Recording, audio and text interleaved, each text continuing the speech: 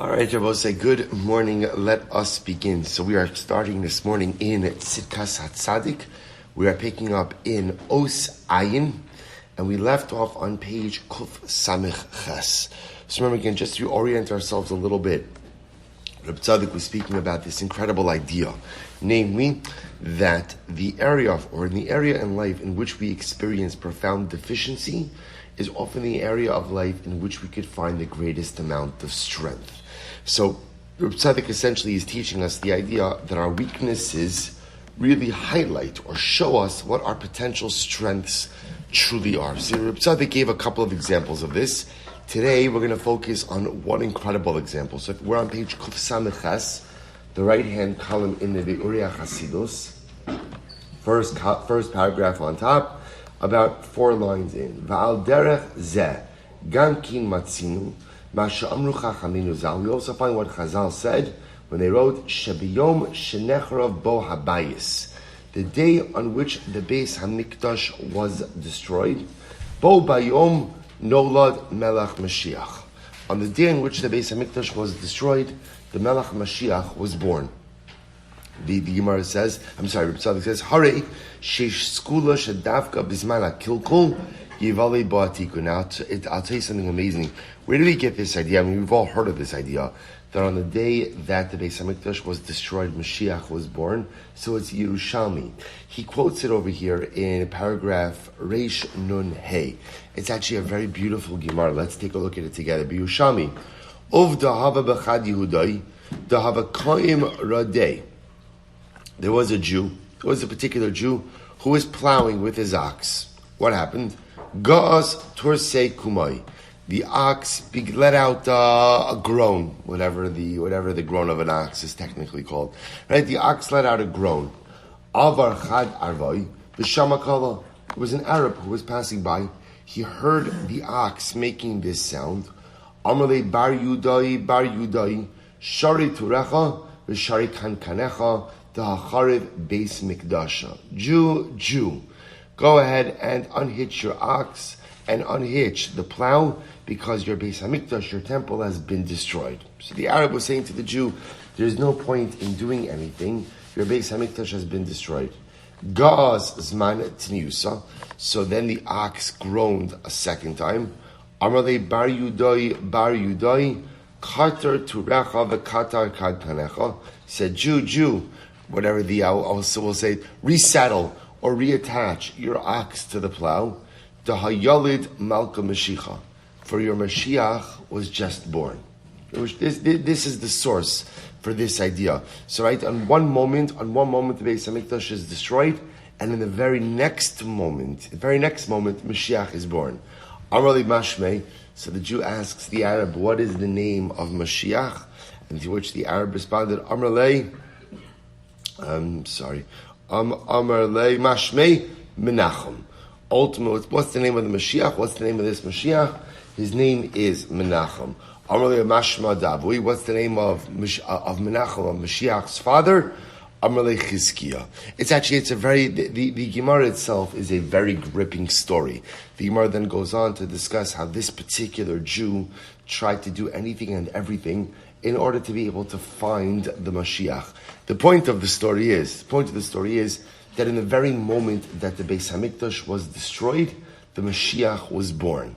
Why? Because again, this is Reb Tzaddik's thesis, that from kilkul, from destruction, whether it's personal destruction or whether it's national destruction, in that destruction are the very seeds, are the very catalyst for dynamic, cathartic growth. So on a personal level, it's often because when we, as we mentioned already the last 2 days, when we sin and when we make mistakes and when we destroy ourselves, we begin to see what our weaknesses are. And when we see what our weaknesses are, now I know what I could work on. You know, it's very important. I was thinking about this a little bit. People rarely improve when life is going well, right? Usually, again, when everything is firing on all cylinders and everything's doing what it's supposed to do, people generally don't change. People change when things go horribly wrong. People change when they hit a brick wall. People change when they make mistakes. That's how change in life truly works. And that's what the Hatzaddik is saying over here also. When is Mashiach born? Mashiach is born when the Beis HaMikdash is destroyed. When do Adam and Chava begin their redemption? When they're covered with the fig leaves, the very thing with which they sin. When do we begin to make dramatic changes in life? When we make mistakes and I realize, you know what? I'm pretty broken, or I'm broken in this area, or I'm deficient over here, and now I know exactly what it is that I have to fix. So Tzaddik goes on, he says, this is so beautiful.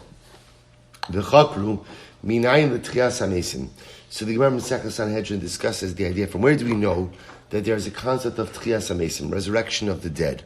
Where do I know that concept exists? And Reb Tzaddik goes on and he says, the Gemara brings a number of different proofs. So Reb Tzaddik then goes on to say something so beautiful. He says, what is the concept of Tchias HaMesim? Think about this for just a moment. And this is such an interesting insight. What's Tchias HaMesim? Again, on a most basic level, something that is dead comes back to life. Why is Tchias HaMesim the paradigmatic example of what it is that occurs over the course of the Messianic era, right? What is that? What is that? And Hatzaddik says something so beautiful. Tchias HaMesim is the paradigmatic example of the ability to take something that is broken and to go ahead and once again make it whole. Isn't that and that's why, what's the Amos HaMashiach? What is Mashiach all about? Mashiach is all about repairing the world. Mashiach is all about going ahead and repairing ourselves. We have to repair ourselves before Mashiach comes, right? Once Mashiach comes, often that opportunity is lost. But L'maaseh Hatzaddik says, the fact that we have a concept of Tchias HaMesim tells you that no matter how badly something is broken, it can be repaired. Isn't that incredible? So each and every day, in Mishmona Esrei, right, we speak of, if I believe in Mashiach, if I believe in Tchias HaMesim, if I believe that the dead could come back to life, then no matter what is broken inside of me can be fixed as well. He goes on, he says, take a look in the left-hand paragraph on page Kuf Samches.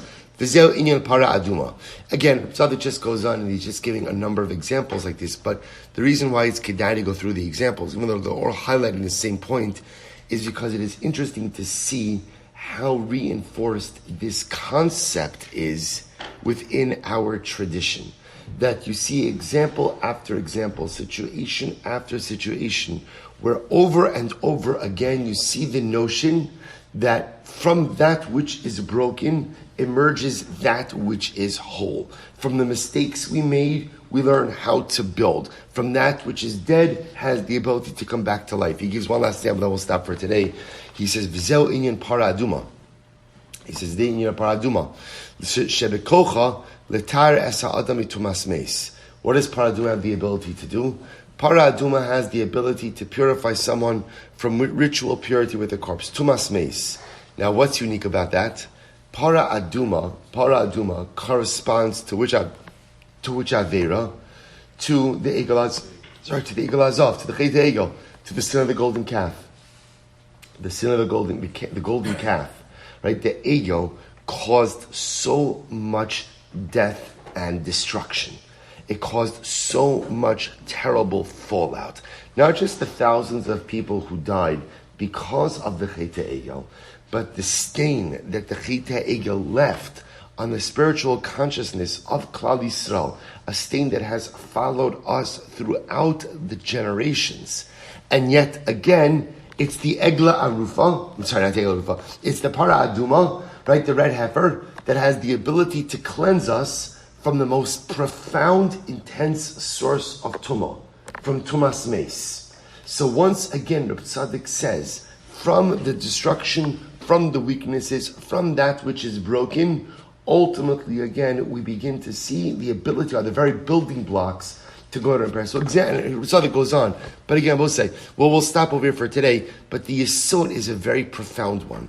Because very often when we make, on a personal level, when we make mistakes in life, so we look at them just as that, as mistakes. And clearly, again, this mistake is something that's broken in me. But we forget the second part of the sentence. Yes, the mistake represents or is a manifestation of that which is broken, of that which is deficient, of that which is in a state of disrepair. But now, what's the bracha? The bracha is I know what to work on. I know exactly what to work on. I know exactly what my next area of growth has to be. And therefore, says Reb Tzaddik, that's the bracha of sin, if you can say such a thing like that.